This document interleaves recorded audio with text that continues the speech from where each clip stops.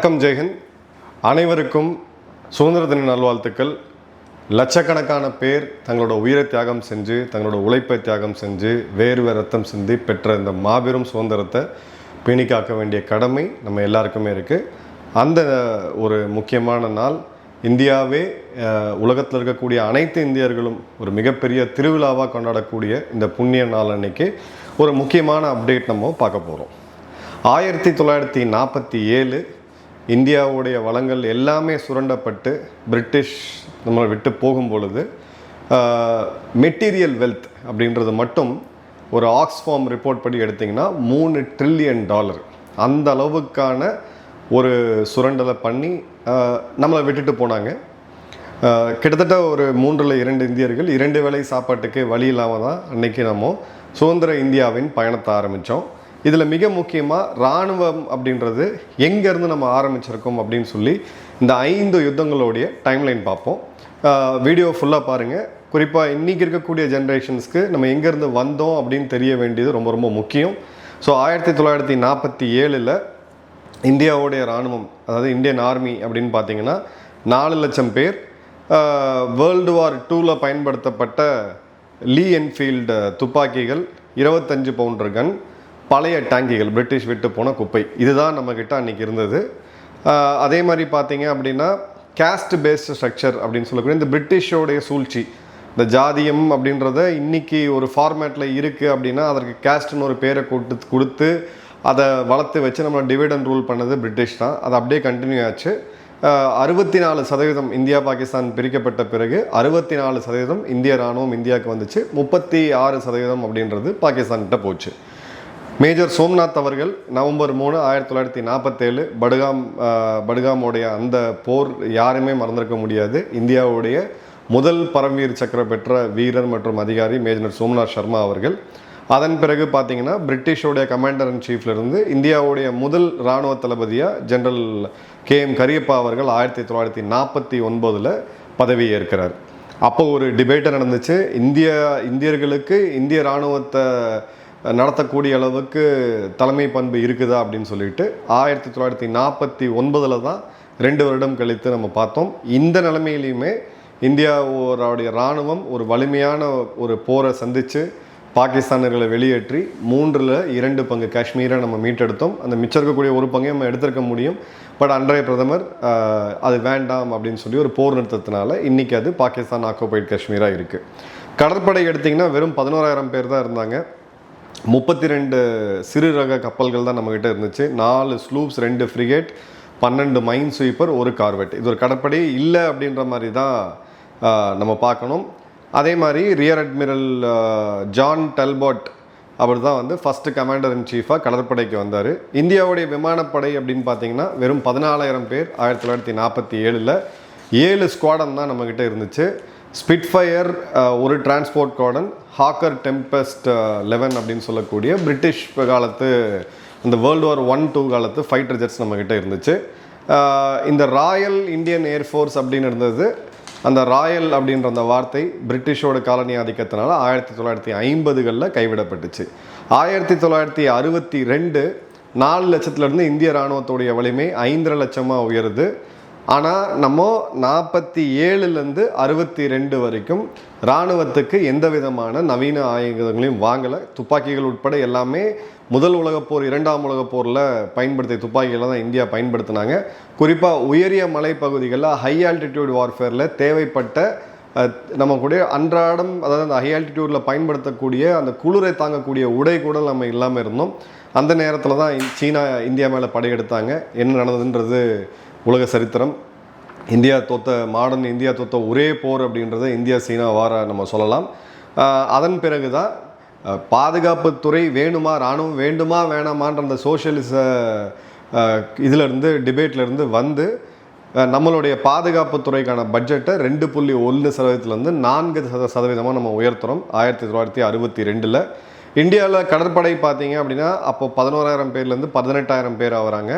45 கப்பல்கள் இருக்குது. INS விக்ராந்த் அப்போ கன்ஸ்ட்ரக்ஷனில், ரஷ்யாட்ட வந்து நம்ம INS விக்ராந்தை கன்ஸ்ட்ரக்ஷனில் இருந்ததை வாங்கணும். பெரிய அளவுக்கான ரோல் 1962 யுத்தத்தில் கடற்படை இல்லை. விமானப்படை பார்த்தீங்க அப்படின்னா கிட்டத்தட்ட 70,000 பேர் அளவுக்கான ஒரு படை அது வந்தது.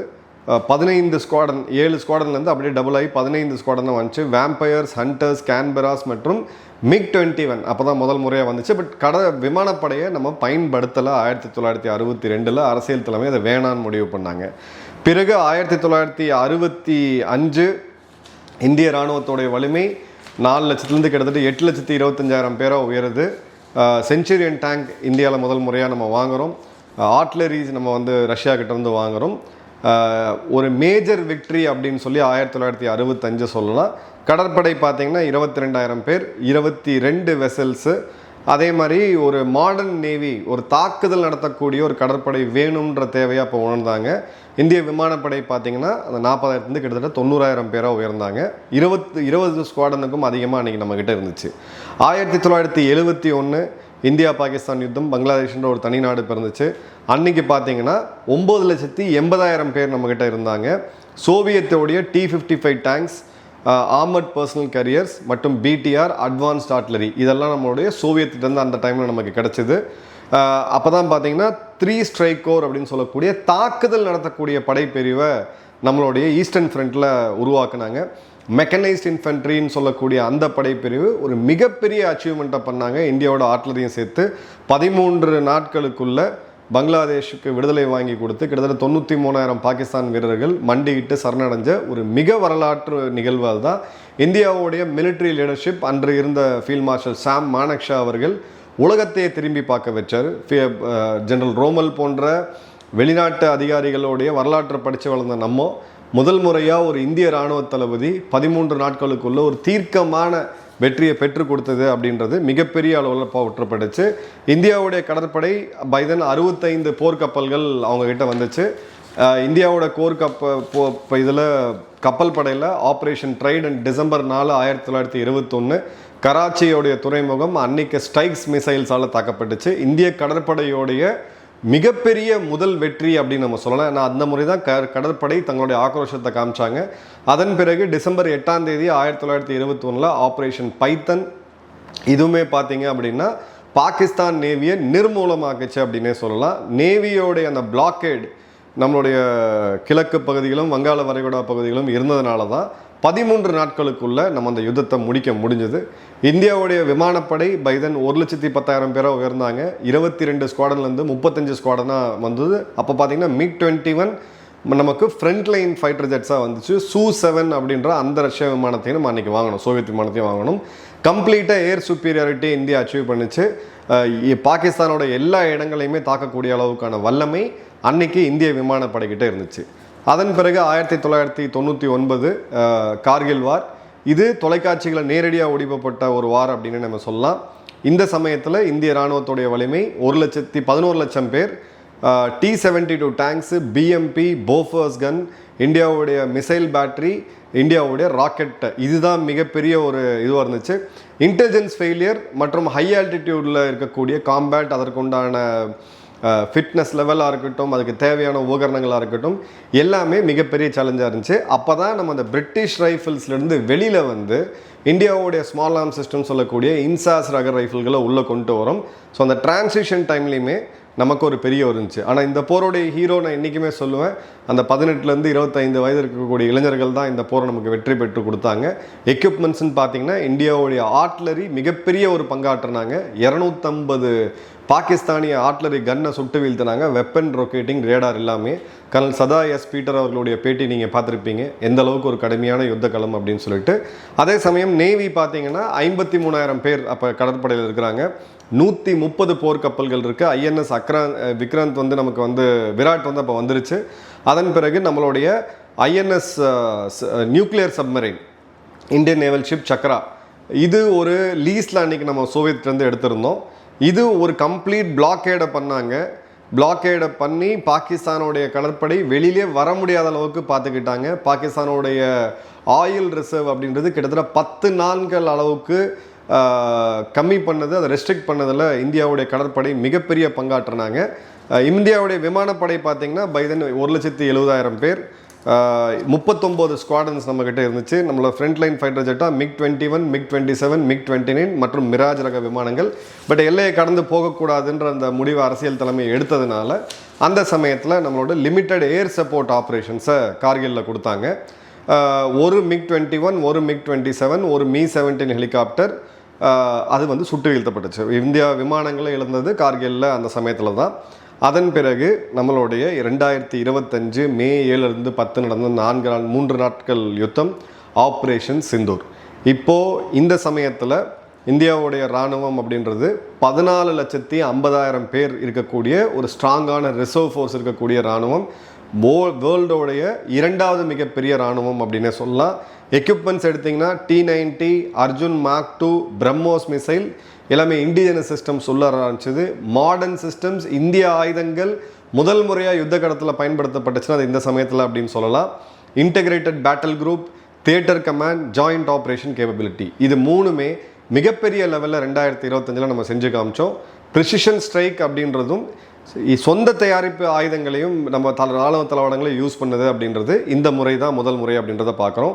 கேப்பபிலிட்டிஸ்னு எடுத்திங்கன்னா 47ல் கையால் சண்டை போட்ட ஒரு பிரிட்டிஷ் காலத்து துப்பாக்கி வச்சு சண்டை போட்ட இந்திய இராணுவம் இன்றைக்கி மல்டி டொமைன் ஆப்ரேஷன்ஸ் பண்ணுறாங்க. சைபர் தளத்தில், ஸ்பேஸில் மற்றும் தரை, இது எல்லாத்துலேயுமே ஒரே நேரத்தில் தாக்குதல் நடத்தக்கூடிய ஒரு சர்வ வல்லமை படைத்த ஒரு நவீனமான இராணுவமாக இந்திய இராணுவம் வந்து மாறுது.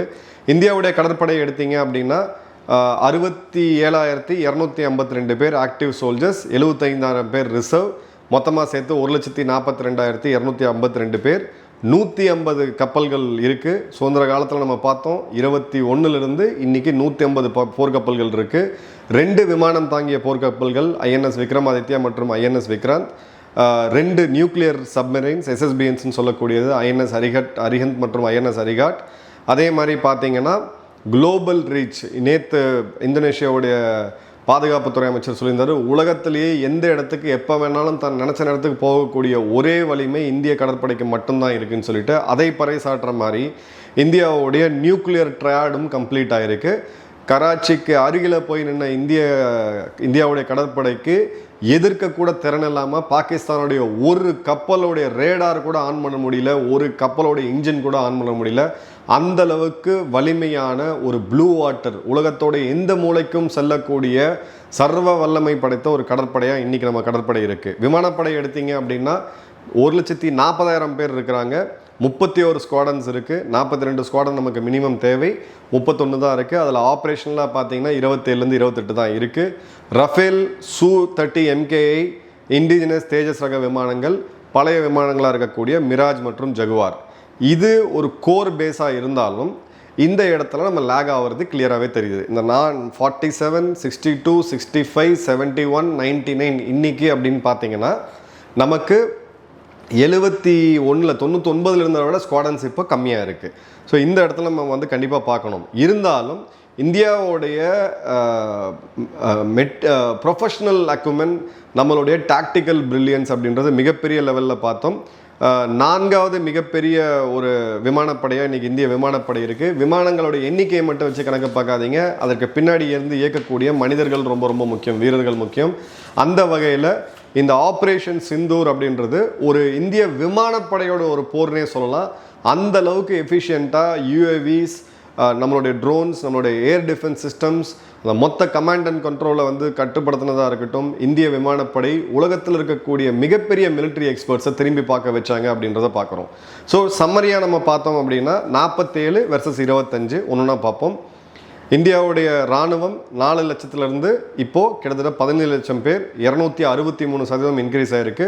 இந்தியாவுடைய கடற்படை 11,000 பேர்லேருந்து 1,42,252 பேர், கிட்டத்தட்ட ஒரு 1,193% இன்க்ரீஸ் ஆகிருக்கு. இந்தியாவுடைய கடற்படை 32 கப்பல்கள்லேருந்து 180 கப்பல்கள், 369% இன்க்ரீஸ் ஆகிருக்கு. இந்திய விமானப்படை 14,000லேருந்து 1,40,000, 900% இன்க்ரீஸ் ஆகிருக்கு. இந்தியாவுடைய டிஃபென்ஸ் எக்ஸ்போர்ட்ஸ் அப்படின்றது 1947 ஒன்றுமே இல்லாமல் இருந்துச்சு. இன்றைக்கி பார்த்தீங்கன்னா 23,622 கோடி அளவுக்கான இராணுவ தளவாடங்கள். இது மிச்ச நாடுகளை கம்பேர் பண்ணும்போது கம்மியாக இருந்தாலும் இது எல்லாமே கடந்த ஒரு 5-6 வருடங்களில் தான் நம்ம அச்சீவ் பண்ணியிருக்கிறோம் அப்படின்றது கண்டிப்பாக கவனிக்கணும். அடுத்தது டிஃபென்ஸ் ப்ரொடக்ஷன் எடுத்தீங்க அப்படின்னா 47ல் கம்ப்ளீட்டாக நம்ம 100% இம்போர்ட் டிபெண்ட்டாக இருந்தோம். இன்னைக்கு 1,51,000 கோடி மதிப்பிலான இராணுவ தளவாடங்களை நம்ம இன்றைக்கும் இறக்குமதி செய்கிறோம். பட் இண்டிஜினஸ் கேப்பபிலிட்டி, சுயசார்பு அப்படின்றது, நம்மளோட ஆயுதங்கள் அப்படின்றது வெகு வேகமாக நம்ம கன்ஸ்ட்ரக்ட் பண்ணிட்டு வரோம் அப்படின்றத பார்க்குறோம். ஸோ இன்னைக்கு 79 வருடம் கழித்து இந்தியாவுடைய மேஜர் டிஃபென்ஸ் அச்சீவ்மெண்ட்ஸ் என்ன அப்படின்னு சொன்னீங்கன்னா, உலகத்திலேயே 3 நாடுகள்கிட்ட மட்டுமே இருக்கக்கூடிய நியூக்ளியர் ட்ரையட், அதாவது எதிரியை வீழ்த்தறதுக்கு, அணு ஆயுதத்தை ஏவுறதுக்கு தரை, ஆகாயம் மற்றும் கடல், இந்த 3 இடத்துல இருந்துமே நம்மளால் அணு ஆயுதங்களை ஏவ முடியும். 4500 கிலோமீட்டர் வரைக்கும், தரையிலிருந்து கிட்டத்தட்ட 8500 கிலோமீட்டர் வரைக்கும். மிகப்பெரிய அச்சீவ்மெண்ட். இது எல்லாமே நம்ம சொந்தமாக பண்ணது. அடுத்தது பார்த்தீங்க அப்படின்னா, இண்டிஜினஸ் டிஃபென்ஸ் ப்ரொடக்ஷன் 1,51,000 கோடி அளவுக்கான ப்ரொடக்ஷன் இந்த வருடம் நடப்பு நிதியாண்டில் அப்படின்றத நம்ம பண்ணியிருக்கிறோம். 85 நாடுகளுக்கு நம்மளோட ஏற்றுமதி அப்படின்றது இருக்குது. Try services integration, integrated theatre command அப்படின்றத நம்ம பண்ணி முடிச்சிருக்கோம்.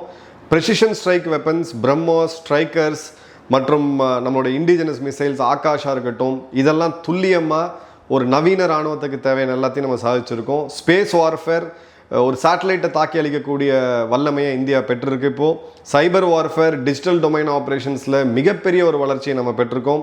மவுண்டைன் வார்ஃபேர் அப்படின்றது உலகத்துக்கே பல நாட்டு இராணுவங்களுக்கு பயிற்சி கொடுக்கக்கூடிய ஒரு படையாக இன்றைக்கி இந்திய இராணுவம் இருக்குது. ஐநாவுடைய பீஸ் கீப்பிங்கில் ஆரம்பித்து குளோபல் டிசாஸ்டர்ஸ், துருக்கியில் பூகம்பமாக இருக்கட்டும், தாய்லாண்டில் பூகம்பமாக இருக்கட்டும், இல்லை இலங்கையில் சுனாமியாக இருக்கட்டும், இல்லை மாலத்தீவில் தண்ணீர் பஞ்சமாக இருக்கட்டும், எல்லா இடத்துலையுமே இந்திய இராணுவம் தன்னுடைய முத்தையை பதிச்சிருக்கு. கிட்டத்தட்ட 36 நாடுகள்லேருந்து அவங்க இராணுவ அதிகாரிகள், வீரர்கள் இந்தியாவுக்கு பயிற்சிக்கு வராங்க. உலகத்திலேயே மிகவும் ஒரு டிசிப்ளின்டான ஒரு ஃபோர்ஸாக இந்திய இராணுவம் பேர் எடுத்திருக்காங்க.